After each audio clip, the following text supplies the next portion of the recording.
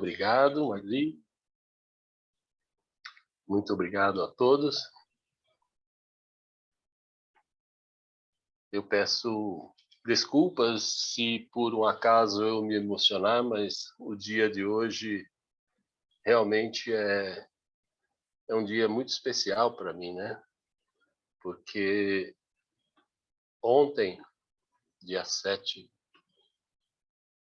foi aniversário da minha mãezinha, que partiu já faz 5 anos para a nova vida. E ontem ela completaria 94 anos.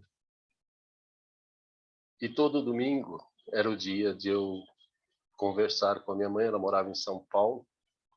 E a gente passava a parte da manhã, mais ou menos, neste horário, umas 2 horas conversando todos os domingos por telefone. Então não tem como, sendo o Dia das Mães, eu não me lembrar dela. Mas nós temos que continuar, não é verdade? Então hoje nós estamos nessa reunião maravilhosa com os queridos amigos do Centro Espírita Caminho da Luz de Botucatu. Hoje, dia 8 de maio de 2022, iniciado às 9h30 da manhã. E o tema que trago para o trabalho de hoje não poderia ser outro: Mãe, o amor maior. Todo segundo domingo de maio comemora-se o Dia das Mães. É uma festividade muito bem merecida, em sinal de reconhecimento da importância e da responsabilidade desta, que é a célula máster na formação da instituição familiar. Não existiria sociedade bem estruturada se não existisse a família, pois a instituição familiar é fundamental na formação de um indivíduo e é a partir da família que o filho ou a filha dará os seus primeiros passos como cidadão de bem. Os 9 meses de gestação, mais 6 meses em média de amamentação e centenas de noites acordada, suprindo necessidades da criança, habilitam com certeza a mãe a tornar-se a pessoa mais indicada para desempenhar a função de educadora e orientadora na formação de uma criança. Essa responsabilidade de mãe é tamanha que Deus dotou as matriarcas familiares de grande capacidade física, possibilitando-as a gerar em seu ventre um novo e maravilhoso ser encarnado. Ele ainda a equipou com habilidades, desenvoltura, inteligência, que possibilitam a mãe de ser a co-criadora deste novo ser encarnado. Eu mencionei 2 vezes a palavra encarnado, porque lá no mundo desencarnado, ou no mundo espiritual, não existe essa condição de geração ou a procriação de um bebê espírito pela união de um casal de espíritos. Sabemos que essa criação de espíritos compete somente a Deus, que dá vida aos princípios inteligentes, e estes evoluem, se tornando espírito. E falando em criação de espíritos, eu me recordo de um livro que eu me apaixonei por ele, um livro chamado A Cabana, de William Jung. Livro este que, mesmo eu discordando de alguns argumentos relatados pelo William, eu ainda assim indico esse livro, por ser uma obra agradável e rica de ensinamentos. Nessa obra, tem um interessante raciocínio do autor Yang, onde ele apresenta Deus na figura de uma mãe. Sim, uma matrona. Associando assim ao fato de Deus ter nos gerado como filho, então sendo ele uma mãe. Mas pensando agora sobre o nascimento de Jesus, gerado pela Mãe Maria de Nazaré, o nosso exemplo de mãe, não é? Nós veremos que historiadores bíblicos divergem sobre a paternidade. Se foi um anjo ou se foi José, o carpinteiro, que na época já era um ancião. Tomando como base a afirmativa de Jesus, quando ele disse: "Eu não vim derrogar a lei, mas sim fazer com que ela se cumpra." Em assim sendo, lembrando que Jesus teve um corpo de carne, e a lei da natureza diz que para gerar um corpo de carne precisamos de outros corpos de carne, ou seja, era necessário o corpo de Maria e de José. Se isso não for verdadeiro, Jesus teria mudado a lei logo no seu nascimento. E eu tenho fé que ele, nosso irmão maior, não faria isso. Então, no meu entender, está pacificado que José é o pai carnal e Maria a mãe.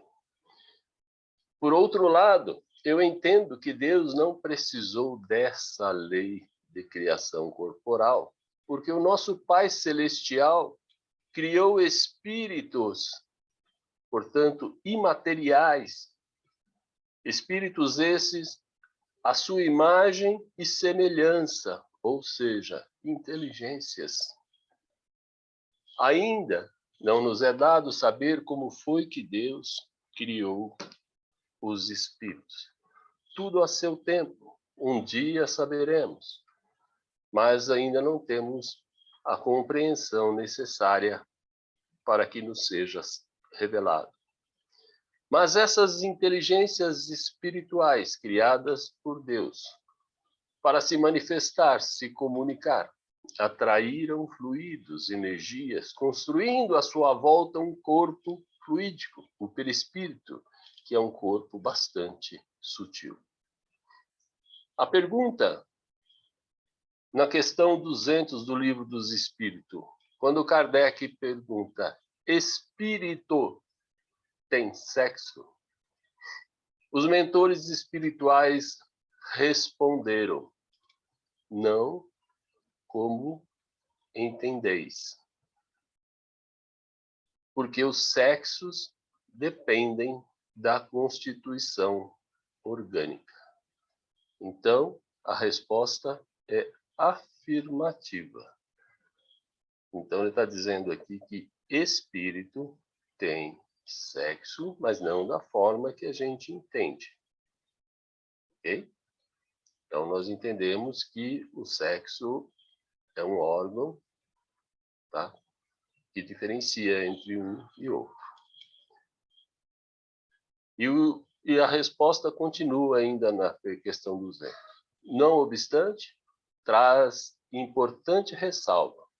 Não se trata de uma condição morfológica, como eu acabei de dizer. Não há órgãos sexuais masculinos ou femininos na personalidade imortal, ou seja, no espírito. Não há órgãos masculinos ou femininos, que estabeleceriam, assim, uma distinção entre um e o outro. Aí Kardec pergunta: se não é uma questão de forma física, como se exprime, então, uma sexualidade espiritual? A resposta: é uma condição psicológica, como disse a Thelma no começo. Dizemos que é um espírito masculino se nele predominarem características eminentemente masculinas. E se ocorrer o contrário, dizemos ser um espírito feminino. Eu acrescentaria aí, por enquanto, né? Porque isso vai mudando. Aí Kardec pergunta, isso significa que nenhum espírito é masculino ou feminino por inteiro? Respondendo, a psicologia vem demonstrando isso. Há sempre uma mesclagem. Digamos que o espírito masculino tem 70% de masculinidade e 30% de feminilidade. E o espírito feminino, o contrário disso, 70% de feminilidade e 30% de masculinidade. Eu, Heitor, coloco aqui mais um adendozinho no meio das perguntas e respostas. O corpo físico, dependendo da quantidade de hormônios, estamos falando agora não do espírito, tá? As respostas anteriores se tratavam do espírito, sem corpo, sem perispírito, sem nada. Estava se falando apenas da inteligência espírita. Agora, eu falando sobre o corpo físico. O corpo físico, dependendo da quantidade de hormônios masculinos ou femininos, tem características se comporta conforme a que tiver a maior quantidade. Então, assim funcionam os nossos corpos masculinos ou femininos. Aí Kardec pergunta, essa distinção entre masculino e feminino, 70% a 30%, é permanente? Resposta da espiritualidade. Ela é transitória. Com o desdobramento das experiências evolutivas, opera-se um equilíbrio perfeito entre a masculinidade e a feminilidade. Kardec pergunta, a reencarnação faz parte deste processo? Respondendo a espiritualidade. Sim, reencarnando muitas vezes como homem e como mulher, o espírito desenvolverá suas potencialidades e aprenderá a exercitar o que há de melhor nas características masculinas, bem como nas características femininas. Kardec pergunta, há uma alternância? Hoje homem, amanhã mulher, novamente homem? Não necessariamente nessa ordem. O espírito pode reencarnar várias vezes como homem ou como mulher, alternando o sexo com menos frequência, sempre de conformidade com as suas necessidades evolutivas. Que necessidades evolutivas são essas? O aprimoramento das suas virtudes. Tanto o homem como a mulher têm virtudes que lhes são peculiares. Então, o período que se passa em várias encarnações em um corpo, seja ele masculino ou feminino, são para aprimorar as virtudes mais características que cada um desses tem. Kardec perguntando, se o espírito masculino reencarna como mulher, depois de várias reencarnações como homem, não terá dificuldade para adaptar-se ao sexo feminino? Esse é um questionamento que põe muita gente em dúvida, né? Cada um tem sua interpretação, mas a interpretação da espiritualidade a gente tem que considerar como verdadeira e trabalhar em cima dela. Então ele perguntou, se o espírito masculino reencarna como mulheres várias vezes, né? E depois vem como homem, tem a dificuldade de se adaptar ao novo corpo sexual? Resposta, não tem, porque haverá uma polarização das características femininas adequadas à sua psicologia e à sua morfologia. Ele se ajustará à condição de feminina sem problemas. Ok? Então, quando não existe essa condição de se adaptar, é uma vontade, uma decisão, um desejo do espírito, tá? E não a falta de condição de cumprir a missão como ele foi enviado. Se foi enviado como homem, tem que lutar para fazer a vontade de Deus, viver como homem, para poder adquirir as virtudes masculinas que ele precisa. E o contrário também é verdadeiro. Kardec perguntando, até quando ocorrerá essa alternância?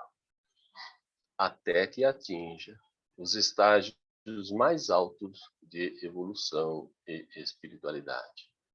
O espírito puro apresenta perfeito equilíbrio entre a masculinidade e a feminilidade. Por isso, costuma-se dizer que anjo não tem sexo. Mas eu acrescento aqui que o correto também seria dizermos que anjo não tem sexo predominante, masculino ou feminino, uma vez que ele tem os dois.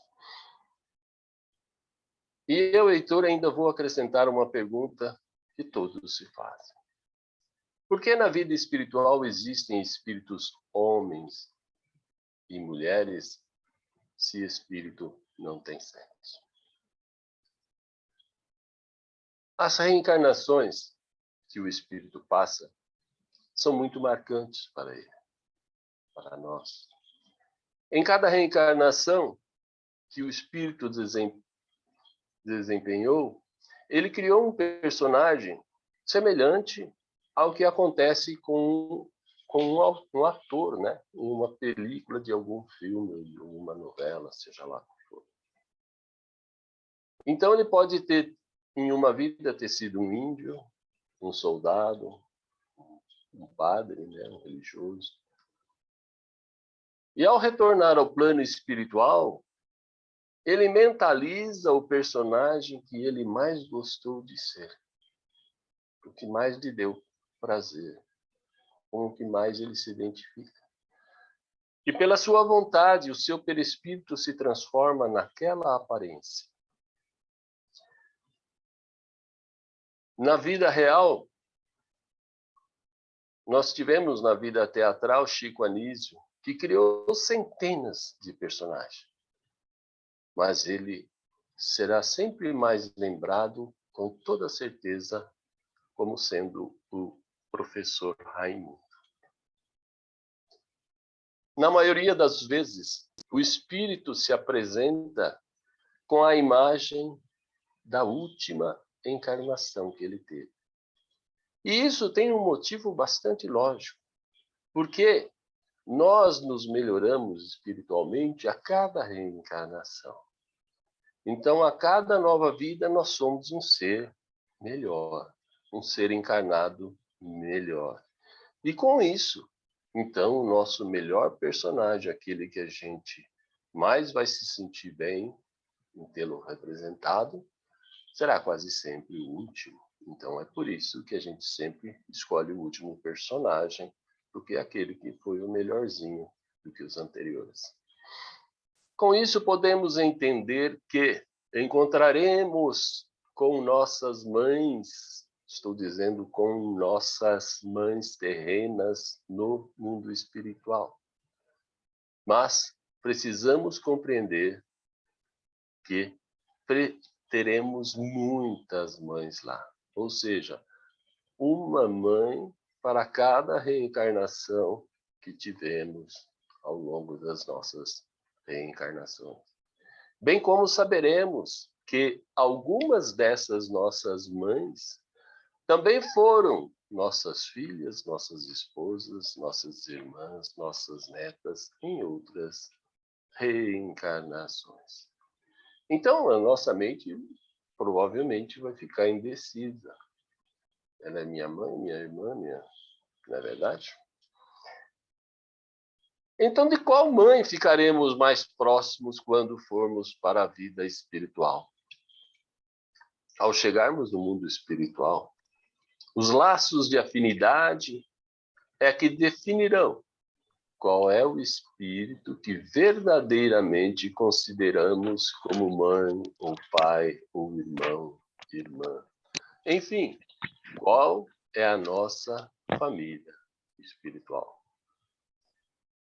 Eu abro um parênteses aqui para lembrar quando Jesus perguntou aos seus seguidores: quem é a minha mãe? Quem é o meu irmão? Quem é a minha irmã? E em seguida ele respondeu: todo aquele que fizer a vontade de meu Pai é a minha mãe, é a minha irmã, o meu irmão, é a minha família. Ele estava se referindo aí à verdadeira família, a família eterna, que é a família espiritual. Então, a afinidade que a ele interessa, no caso, é que façamos a vontade de Deus, nosso Pai. Então, todo aquele que fizer a vontade de Deus, nosso Pai, já estará fazendo parte da família de irmão e irmã de Jesus, nosso Mestre maior.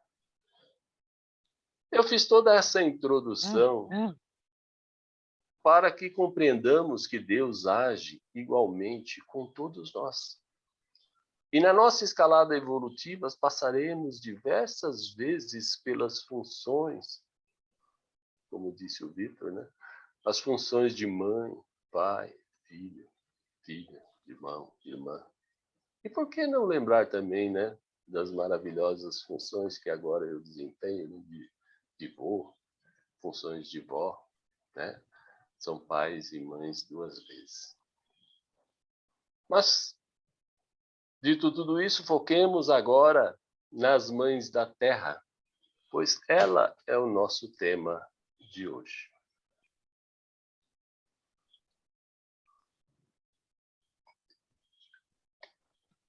Desculpe. A possibilidade de ser mãe em uma reencarnação na Terra é uma maravilhosa oportunidade que Deus dá a quem já está em condições de passar por esta missão e com ela poder cultivar, fazer crescer o mais belo e o mais puro dos sentimentos que conhecemos. Estou me referindo ao amor de mãe. E como é lindo o amor de mãe. O amor materno é o último estágio para se atingir o verdadeiro amor, que é o amor incondicional. Dentre os filhos de Deus que viveram na terra, somente Jesus atingiu esse estágio tão sublime que é o do amor incondicional.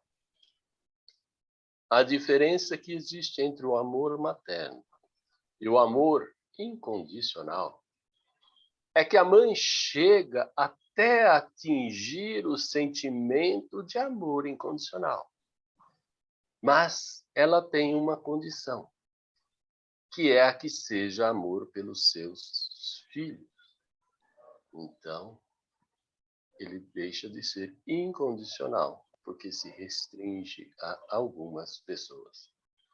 Já o nosso magnífico mestre não restringiu a apenas alguns escolhidos para doar o seu amor incondicional. Mas sim, ele o distribuiu por todos os filhos de Deus que estão na terra e também no universo. Ele, o mestre, ama sem nenhuma preferência, sem distinção, sem condição alguma.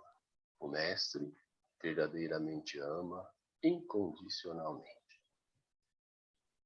Convém salientar que os sentimentos de Jesus já estão há muito tempo acima do amor incondicional.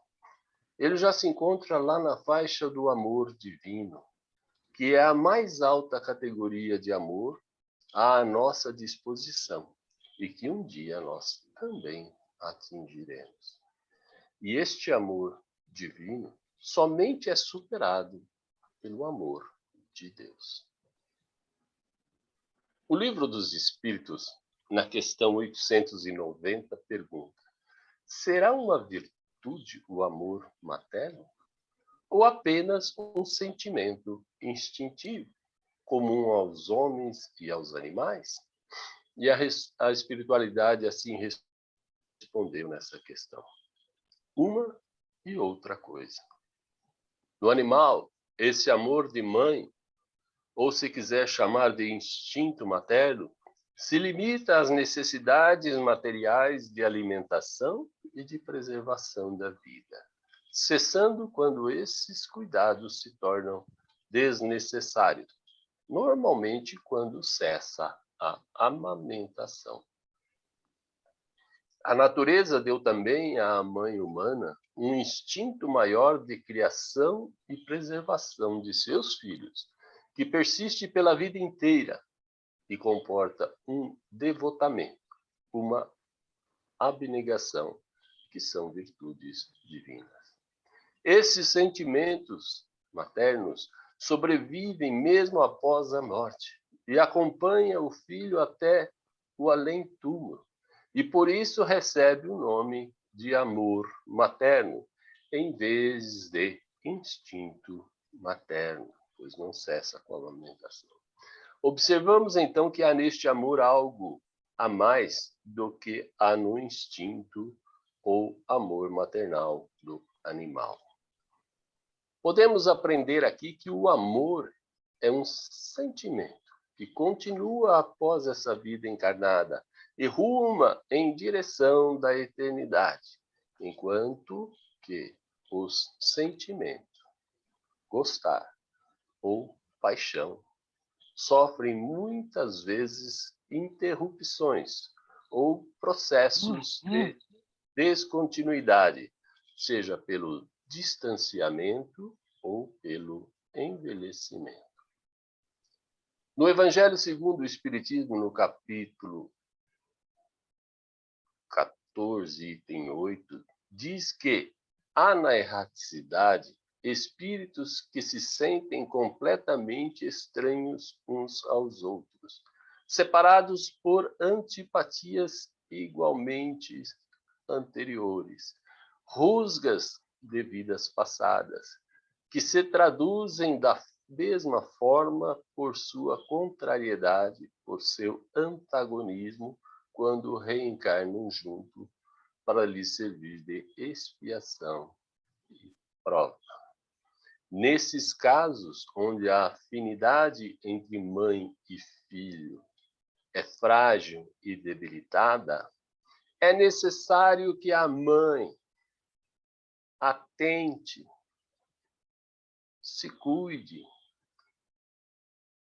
reflita e entenda que trata-se aí de uma expiação ou até então de uma prova pela qual ela deve lutar, ela deve se superar e jamais desistir de um filho, mesmo que ele seja algum inimigo seu de outras vidas, ou principalmente sendo ele um inimigo seu de outras vidas, e que Deus deu essa oportunidade de se resgatarem, né, dos males feitos em vidas passadas. Algumas mães, por não pensarem assim, por esses motivos falham em sua missão, acumulando assim mais débitos para experiências futuras.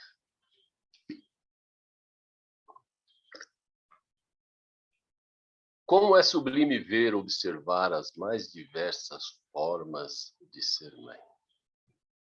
Há mães que até sufocam seus filhos de tanto amor. Algumas mimam muito as suas crias e acabam enfraquecendo esses filhos para a caminhada na vida terrena. São os chamados filhinhos da mamãe. Outras mães amam com sobriedade e mesmo doendo de saudade, sabem o momento certo de os deixar ir. para morar sozinho, ou até para formar uma nova família. Entretanto, na grande maioria, vê-se que ser mãe é ser um canal do amor de Deus, já que é um amor sublime. Mesmo que por vezes seja bastante penoso, exige muita dedicação e resignação. As responsabilidades trazidas pela maternidade são grandes, demandando o ensino e o acompanhamento de todos os caminhos a serem trilhados pelos filhos ao longo da vida. Há que se abdicar de abrir mão de muitas coisas pessoais para ser uma verdadeira mãe. Porque mãe é dedicação, é doação, é superação, é entrega. Mãe é amor. Ser mãe é missão de grande responsabilidade e de muita honra. Repito, de muita honra. Porque ser mãe é gozar do privilégio de receber em seu ventre, em seu ser, espíritos que são filhos do Senhor, filhos de Deus, e ter ainda a responsabilidade de os parir, de os alimentar, acalentar em seus braços, de os criar e os conduzir no caminho do bem. Olha que honrosa missão. Enquanto houver mães na terra, Deus estará abençoando seus filhos com a oportunidade de alcançar a meta da perfeição que lhes cabe. Porque a mãe é a mão que conduz, é o anjo que vela, é a mulher que ora, na esperança de que seus filhos alcancem a perfeição, a luz e a paz. E eu peço socorro aqui à Madre Teresa de Calcutá, porque ela brindou as mães com um conselho ímpar.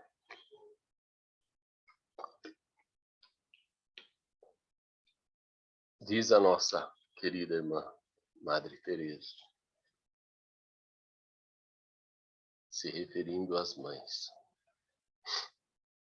Mães, ensinarás teus filhos a voar, mas eles não voarão o teu voo. Ensinarás os teus filhos a sonhar, mas eles não sonharão o teu sonho. Ensinarás teus filhos a viver, mas eles não viverão a tua vida. Ensinará eles a cantar, mas não cantarão a tua canção. Ensinarás eles a pensar, mas não pensarão como tu.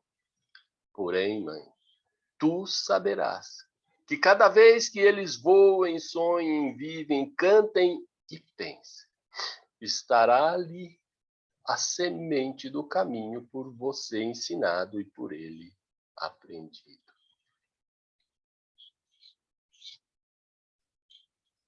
Obrigado, Madre Teresa. E já me preparando para o encerramento, eu trago uma lenda divina sobre as mães.